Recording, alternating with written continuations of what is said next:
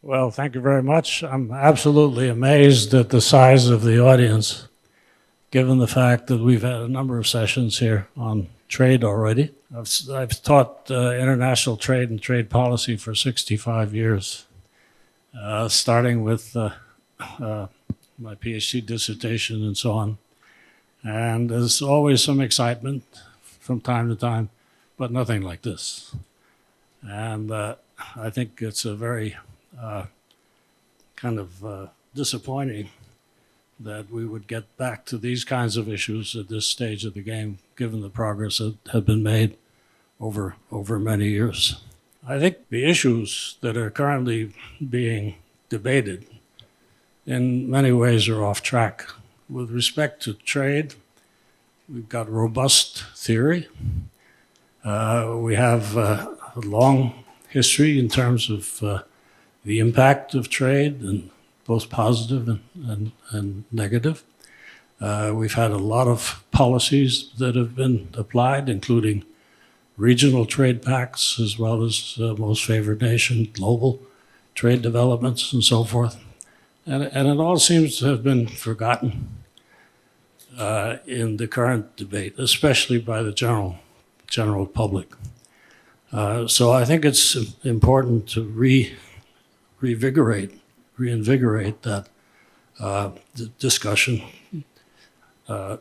identify what we know in terms of the empirical impacts as well as the theoretical foundation, and maybe relearn some of the things that we've learned the hard way over the years. So we have three really expert speakers on this topic from different dimensions. You have their resumes in the materials. Pushan Dutt from INSEAD, Wendy Cutler from the Asia Society, and Chloe from the Council on Foreign Relations. And they're involved both in the underlying hard concepts as well as the applications in the real world of politics. So I think we've agreed to start with Professor Dutt, since he has a slideshow that he'd like to present, and then we'll go to the other two speakers. Pushan? Thank you, Ingo. Thank you, everyone, for being here. I'm Pushan Dutt. I'm a professor of economics and political science at INSEAD. I have 10 minutes, and since I'm at a business school, I cannot talk without slides, so I'm going to show you a little bit of slides and a bit of data. Okay, so here I'm showing you something which is called a Trade Policy Uncertainty Index, which is for South Korea. So essentially what it does is that it looks at media, and sort of looks at news on trade policy, but those articles also have things like volatility, risk, uncertainty, etc. in it. So what you can see that there are a few spikes in the data, and the spikes essentially are during crisis. Okay, so the first one was during the Asian financial crisis, the second was global financial crisis, the third one was around the protests during KORUS, the Korea-US Free Trade Agreement, and of course a big spike around COVID. But of course the biggest spike that we see is today, which is when the Trump administration comes into power. Keep in mind that this data actually is a little bit, it stops at around January of 2025. But if I overlay this with the Trade Policy Uncertainty Index in the US, and at that point in time you suddenly can't see South Korea, okay? And you see that the Trump's administration incoming spike in uncertainty is unlike anything that we've seen ever, okay? So as Ingo was saying, that we now seem to be destined to relearn a bunch of things about how important trade is and how trade sort of generates benefits for all of us. Now, it's important to understand that this time the trade war sparked by the Trump administration is different from the one that happened around 2018, 2019. There it was more targeted.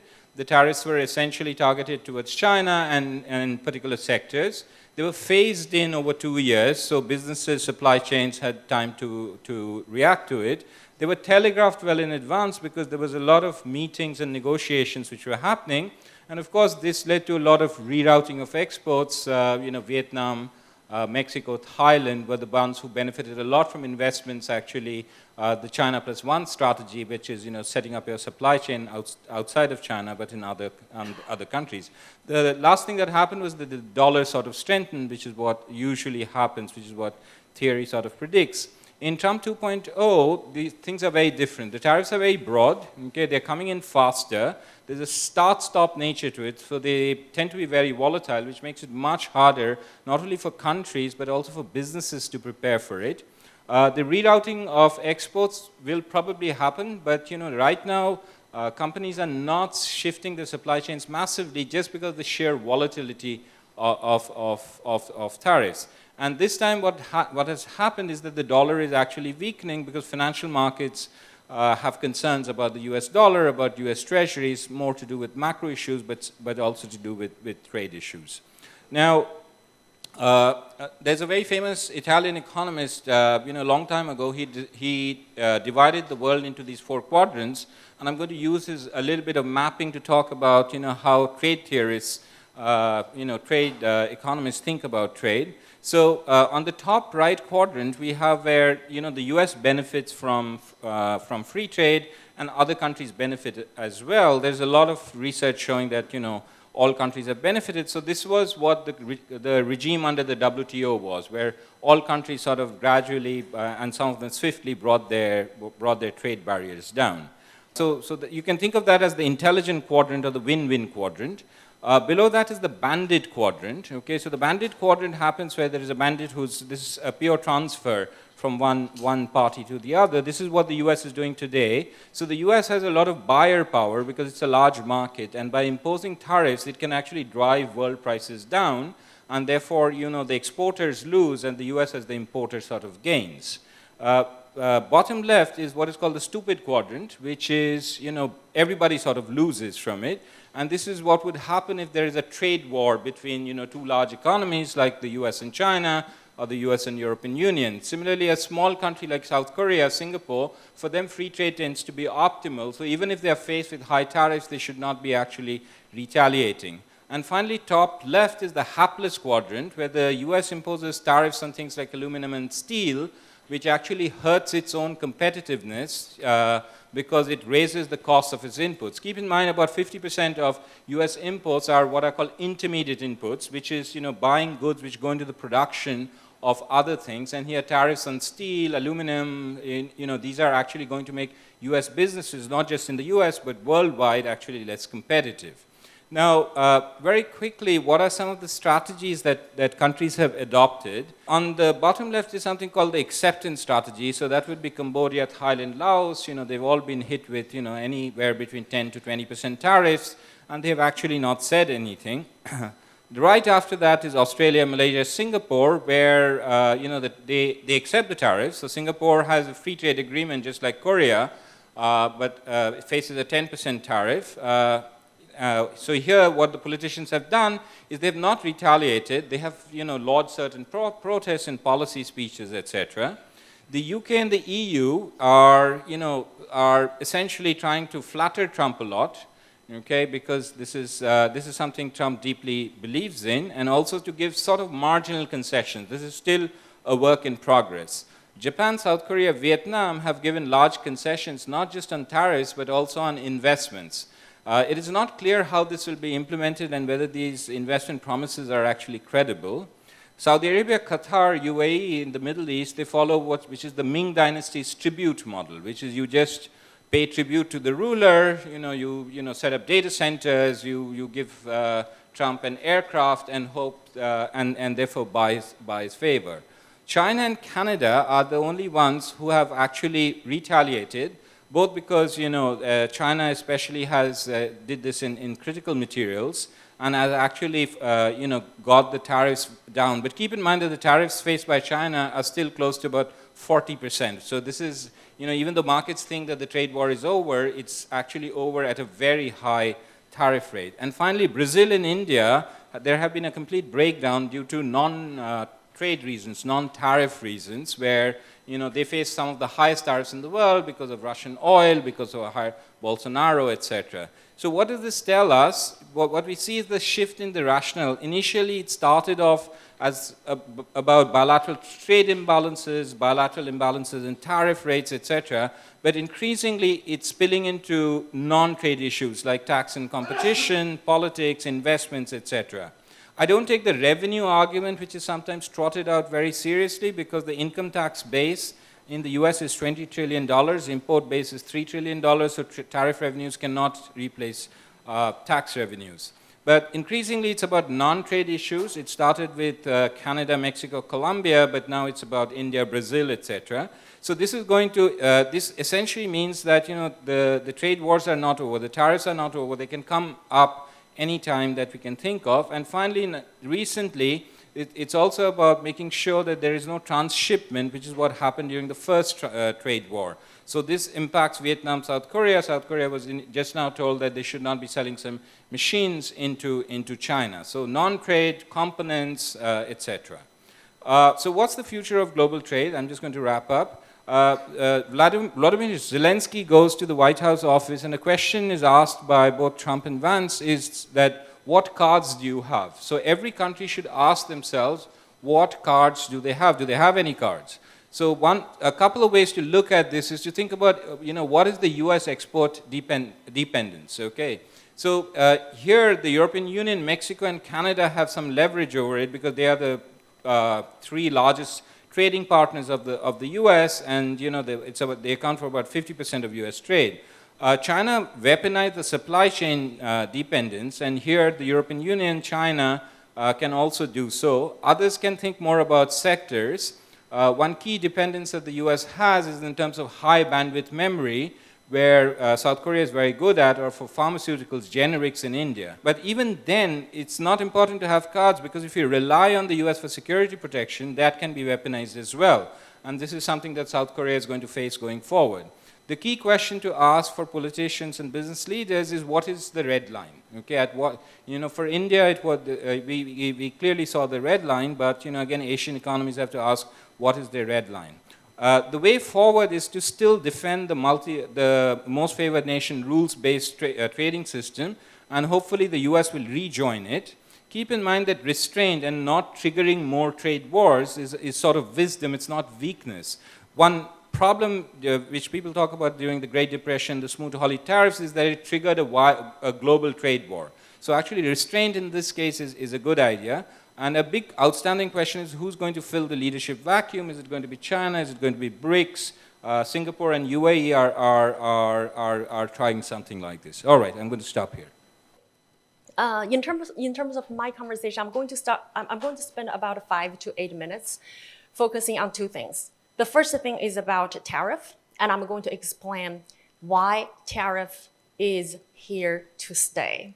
So unlike a relatively more optimistic or rosy picture, I'm sorry to be a party pooper, but this is the reality. I do not think anybody, even if after Trump, tariff is going to go away. Tariff is here to stay, and I'll explain why. And then the second part that I focus on is going to be about China. What is China's strategy, both in terms of trying to gather global south together, trying to pursue self-sufficiency or self-reliance, and finally, what is the role of renminbi, especially in the context of the rise of a stablecoin, especially dollar-based stablecoin, and what that means for reducing the risk of sanctions. So now let me start with the first part. Tariff is here to stay. And it's here to stay for 4 reasons. The first one is politics. Tariff sales. Just think about it. Which president at this time can run a campaign saying that I lowered the tariff against China by 25%? It does not sell. But instead, if you are a presidential candidate and you said that, you know what, I raised the tariff against the near peer competitor, or the so-called pacing threat of the United States. I raised the tariff by 25 or even 145 tariff against China. It sells. From Michigan to Alabama, it sells. That's politics. And then secondly, it's money. With tariff, just, we can debate about the numbers that so far the Trump tariff has generated so far this year. Just think about the last year, how many revenue that the United States has collected from tariff. $80 billion. $80 billion means that amount of money is bigger than the entire budget of the State Department. It's not going to go away. That's money. Now with politics, with money, the third element of why it's not going to go away is vested interest. This is exactly why the United States today still has sugar tax introduced back in the 1930s. It has this so-called chicken tax. It's not a tax against the chicken, it's tax against European imported trucks. It was introduced in the 1960s. Things like this still exist today. It's vested interest. Once introduced, there will be a lot of vested interest lobbies, hence it's not going to go away. And the fourth, which relates to what you hear earlier from Professor, related to security or over interdependence, and the lessons that multinationals learned, as well as countries, governments learned from COVID, is also about resilience. So you do not want to be overly dependent on one particular country, especially this country is neither your friends, but more importantly, perhaps is perceived as your security threat. And then on top of that, multinationals want resilience, supply chain resilience. So a lot of these reasons, the four above reasons, politics, security, money, vested interest, and security, basically means tariff is not going to go away. Now, where does China fit this? So broadly speaking, China has three cards to play. The first one is Global South. Exactly as what was going on last week in Beijing, the Shanghai Cooperation Organization, the gathering in Beijing, and earlier this week, President Xi Jinping's appearance or address on the virtual BRICS call. China is rebranding itself very much in the same category of developing countries, global south, in the same category that's been from a country like China to South Africa, Brazil, and India. Now, you might think that organizations like SCO, like BRICS, they do not matter much. And in fact, that kind of impression is no longer relevant. Not only they matter both quantitatively and qualitatively. Think about SCO, for example. SCO is the largest regional multinational organization. And on top of that, SCO, in terms of numbers of active military, is bigger than NATO.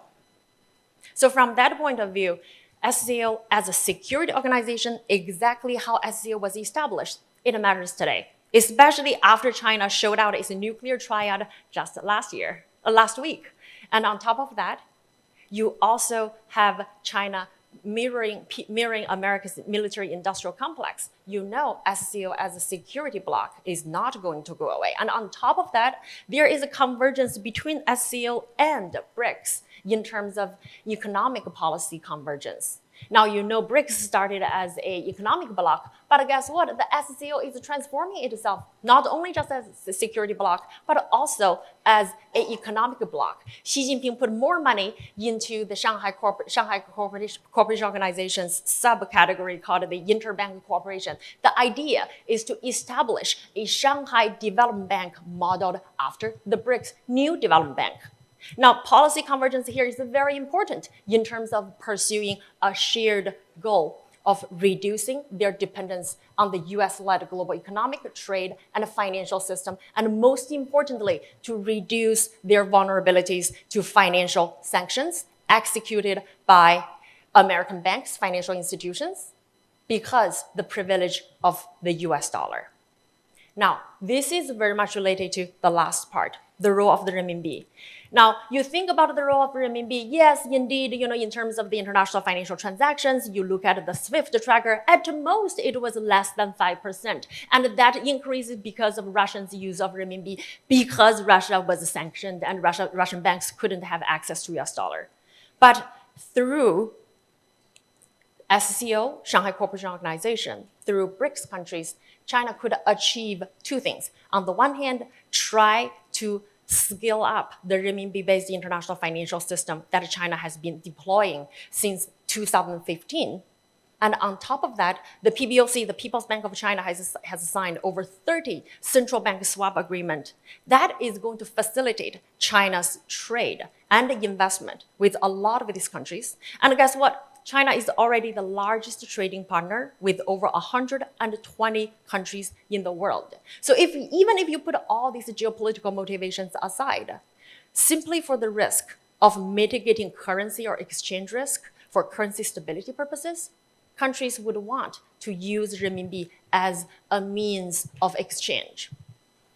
Now, where does this fit in terms of digital currency and this transformation? You started to see China transformed, the Chinese policymakers transformed from being extremely anti-digital currency to learn and experiment in the case of Hong Kong. And this all happened after the Genius Act. The Genius Act basically reduced the barrier of one-to-one peg, stabilized the dollar-backed stablecoin. Now, this is going to introduce perhaps one of the single biggest threat to China's financial security, which is the retrenchment of dollar-based global financial system facilitated by dollar-backed stablecoin. Now, the road for China going forward is going to scale up a lot of these existing renminbi-based financial institutions through Global South, using institutions like Shanghai Cooperation Organization and BRICS, as well as the financial institutions around it, and then try to experiment the blockchain-based, highly monitored new financial tools. And that is going to give China a lot of attraction among the Global South, who tend to prefer stronger monitor of financial cross-border capital flows. And I'll stop it here, pass it to Wendy. Well, thank you very much. It's really my pleasure to be here. I'm always intimidated when I'm on a panel with three professors. I'm not a professor. I'm a practitioner, having worked on trade for the US government for about 40 years. I think one of the highlights of my career was working on the US-Korea Free Trade Agreement. Now, I think, in many ways, the FTA is in a rear view mirror, but I would argue it's still important to keep in place that beyond tariffs, it offers many other benefits for both countries. I thought over the next 5 to 10 minutes, I would just share my views on a number of things. Number one, very quickly, the evolution of US trade policy, because many people think that Donald Trump just overnight changed US trade policy, and nothing is further from the truth. These pressures were building up over many years, and I witnessed that firsthand. Second, I'd like to offer just some observations on the Trump trade policy over the past 5 to 7 months, and then conclude with some things that are worth watching over the coming months. So first, let me just briefly talk about US trade policy. I'm not going to go on and on, don't worry, but just to once again to emphasize that pressures on a US-led market opening trade policy have been building up for many, many years. And if I had to look back and answer the question, well, when did it start? I think for me, what really shook me was watching the debate among presidential candidates on NAFTA in the 90s, when Ross Perot, and I don't know if any of you even remember him, but he was the guy who talked about that sucking sound of all the US jobs going to Mexico under NAFTA. And that's when it started, and the pressure was on people like me to ensure that our trade agreements were more than just tariff agreements or agreements that dealt with border measures, but that could be expanded to worker and environmental commitments. And even there, we started off with non-binding side letters, and then ultimately these commitments became an integral part of FTAs subject to dispute settlement. We also strengthened our domestic laws, including anti-dumping and countervailing duty statutes, to deal with an increase of unfair imports into the United States. And we pursued many other policies, including in the TPP, for the first time devising a chapter on state-owned enterprises, the idea being that private companies are not on an equal footing when they compete with state-owned and state-influenced companies. So if Ross Perot kind of started all this, in many ways, the TPP debate kind of ended it. And I pride myself in that, and this was a coincidence, but that I left USTR a few days after TPP was concluded. So I like to think I left the government on a very high point in US trade policy. And since then, I mean, as we all know, the US withdrew from TPP and now has even moved in other ways that the other speakers have mentioned. Maybe then I could just turn briefly to the Trump trade policy and just offer some observations. Because when I first heard about all of these tariffs that were coming, I expected more pushback from our trading partners. We were clearly violating not only our WTO commitments, but our FTA commitments. We were asking countries to, basically throw out those agreements and to not only unilaterally reduce their tariffs for the United States, violating their WTO commitments, but also to increase just very substantial amounts of investments in the United States, make mega billion-dollar purchases of US goods, and so forth. And so what we have seen so far, and again, I will admit this is a work in progress, and I, for one, think we're going to be living in this tariff world for the next 3.5 years, so this is far from over. But what have we seen? We've seen basically our major trading partners and some other partners conclude one-way deals with the United States. The other countries, for the most part, achieved very little in return, except for maybe getting lower tariffs or getting some product exceptions. Second, we did not see countries uniting among themselves against the United States. In many ways, it was kind of every man, every woman for itself, because everyone had different equities in not only in the US market, but in our security relationship and other aspects of our bilateral engagement. We also saw countries violating their WTO obligations, particularly the most favored nation clause. And for me in particular, I was shocked that the European Union would go ahead and do this. And I'm watching with some bit of amusement as the EU tries to sell their agreement with the US to their parliament. They're basically trying to say, well, wait a second, this is kind of just the first step in our trade agreement with the United States. We're going to be moving to a broader, more comprehensive negotiation, and maybe this will then all be justified by Article 24 of the WTO.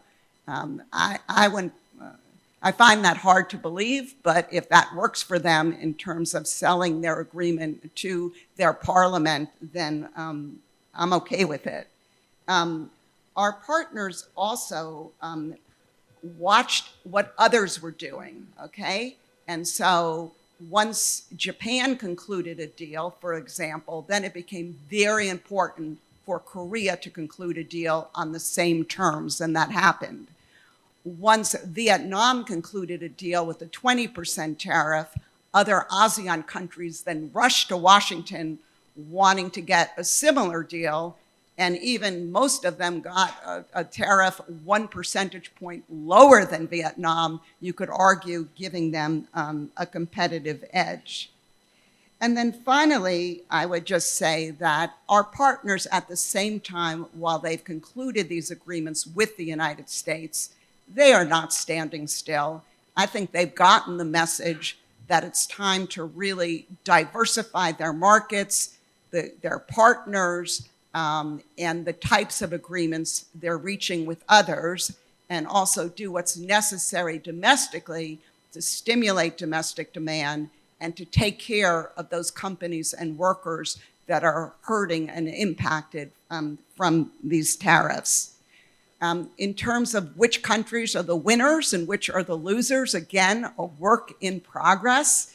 But from my perch, I would say the two countries that I think have fared the best so far include the United Kingdom and Mexico in particular, in contrast to Canada, which was hit with a 35% tariff while Mexico was given a 90-day reprieve.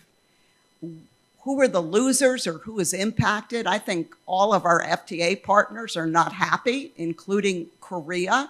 It was mentioned earlier that Australia and Singapore, who actually have trade surpluses with the United States and a free trade agreement, were assigned tariffs of 10%.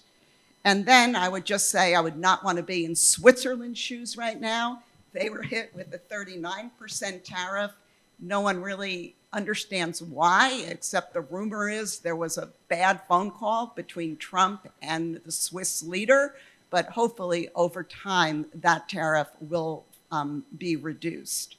So let me conclude and just offer a number of things that I think we should watch that may transpire in the coming weeks or coming months. First, there is going to be a real push not only to conclude the trade deals that haven't been concluded, but also to memorialize these agreements in writing.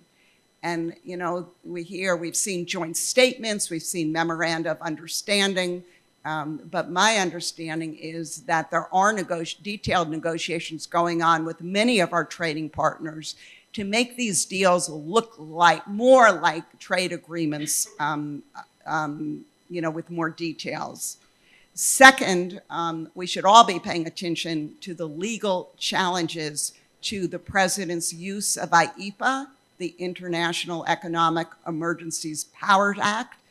And my understanding is this could lead to some kind of Supreme Court decision, probably early next year. But I would caution everyone that the administration has a plan B in case the IEEPA tariffs, in the case that IEEPA is viewed as not a valid legal tool for imposing tariffs. There are many other laws that allow the president to impose tariffs in the United States. You know, many of them require more procedural steps to be taken, including public consultation and reports, etc. Some have a bar on the limit of the tariff or restrictions on the time duration for these tariffs. But again, there are other tools. Third, the national security tariffs under Section 232 should be monitored and watched very closely. For the most part, these tariffs are separate from the tariff agreements reached so far. We all hear that any day we may hear about new tariffs on semiconductors and pharmaceuticals. But I would just bring to your attention that there are many other Section 232 investigations underway, including on wood, trucks, aircraft, you name it. There's probably an investigation. If it's not launched, it's probably being thought of. 4, in the agreements reached so far, there's no dispute settlement mechanism with an impartial panel. Basically, the United States is going to judge for itself whether our partners are living up to these agreements or if they aren't. And in the case that the view is that they are not adequately implementing their commitments, the US reserves the right to reimpose tariffs. 5th, what I would watch very carefully also is this elusive 40% transshipment tariff we've heard about in the Vietnam agreement, but in other agreements as well. And in particular, what are the rules of origin for that 40% tariff?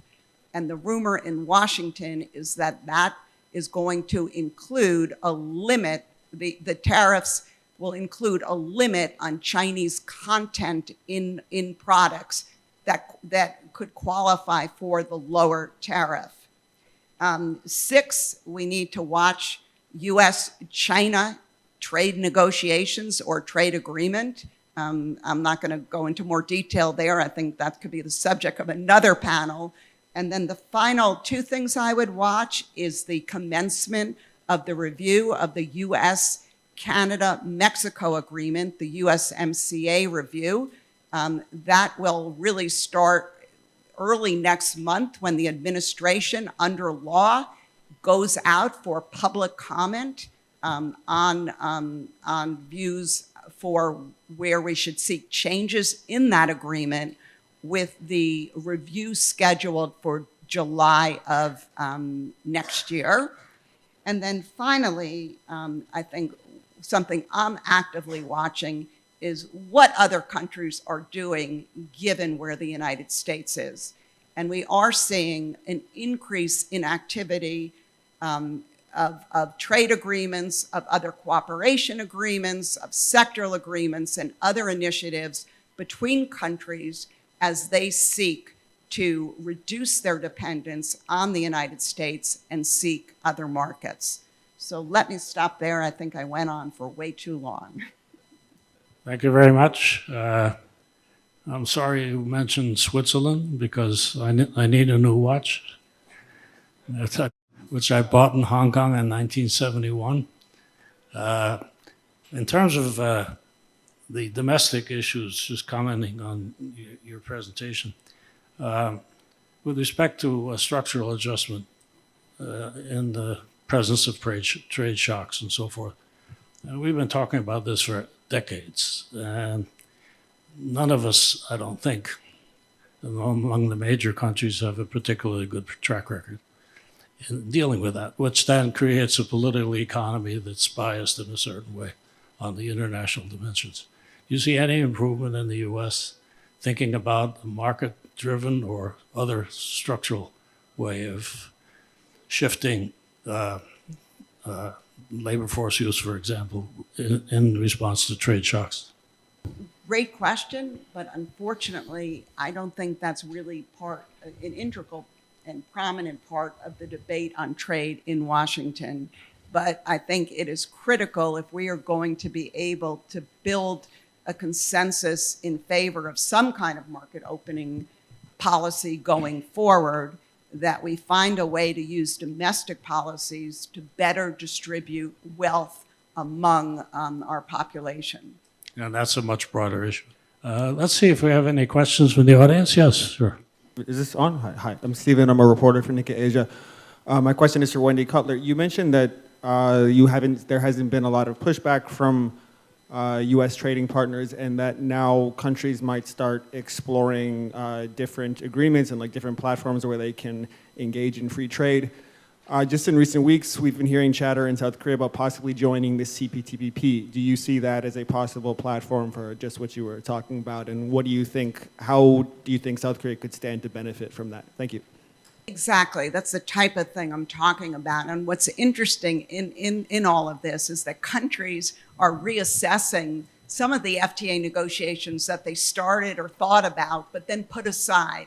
So here, not only is it Korea, for example, reconsidering joining the CPTPP, and they have considered this and gotten very close to putting their hand up and saying that they wanted to join throughout, the past 10 years. But I also look at the EU and India resuming their FTA negotiations, which went on for years and didn't go anywhere. So again, I think we're going to see many more of these type of arrangements that maybe at one time just kind of seemed impossible become more and more realistic. And not only, I think, is Korea probably reassessing acceding to the CPTPP, but having the EU also talk about some kind of special relationship with the CPTPP also is something that is worth watching. Hi, thanks for sharing your insight, especially Dr. Liu. I have a question. You wrote a book about the sovereign wealth fund of China 2023, and it gives a lot of insight about how China is using a lot of geo-economic policy tool and industrial policy tool. But right now, President Trump tried to have a share of Intel 10%. And another news is that the U.S. government tried to have a share of shipbuilding in Korea's investment to U.S. So can you understand that this is the trying to U.S. set up the sovereign wealth fund as a type of China, and in a broad sense, and U.S. and China try to copy with each other using more and more industrial policy tool and geoeconomic policy tool? Thank you very much for paying attention to my research. I really appreciate it. And this is a great question. I would agree with you in the sense that, yes, indeed, this is the state strikes back. This is the moment where the United States becomes more like China rather than China becomes more like the United States. But I think this is not the moment for countries to debate to what extent a state should stay back from the market. Instead, I think with the rise of China, especially when China surpassed Germany and then Japan became the second largest economy in the world and the largest trading country in the world, the rest of the world realized that there is some magic formula in the Chinese way, in the sense that on the one hand, you have state planning at the very center, very top level for money, international money or Chinese domestic money, red money, green money. No money likes uncertainty. Now, with the state planning at the very top, with industrial policies, this literally means with the state guidance, it eliminates uncertainty. So this is where I do think with the U.S. government from the very early on, the Hamiltonian argument that there should be state involvement in shaping market, not necessarily to the extent like the President Trump has been doing in terms of choosing winners or losers, but shaping market, trying to create a very competitive industry. You can be central, you can have state planning while have a very capitalistic, intense competition, just like China, to the extent that there is profit-killing evolution going on in China. And in terms of specifically shipbuilding, there is a lot that South Korea could offer to the United States, not just in terms of technology, in terms of expertise, but simply from advanced steel making to just making the ships. Latest numbers showed that South Korea is the second largest shipbuilder in the world. And guess what? By the time of 2009, major Chinese shipbuilders was on the verge of bankruptcy. So from that perspective, stronger US, Japan, and Korea, this trilateral alliance would bring a lot to the table, especially I think the financial instrument is already there. Korea Import-Export Bank and the US DFC has a specific memorandum of understanding. So those instruments are there. Thank you for your question. Thank you. I see a bunch of numbers down there, and they're all zeros. So that means the session is now timed out. Thank you very much to the panel. I think it's a very interesting discussion and a lot of detailed, but also a lot of general principles that have been discussed. Thank you.